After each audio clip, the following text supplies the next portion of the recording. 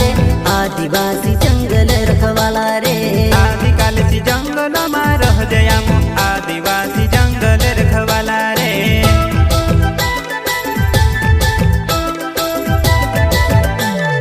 चल जंगल जमीन काज पूजे रे आदिवासी दुनिया ने रखवाला रे बाप देव खतरी काज पूजे रे आदिवासी सबसे निराला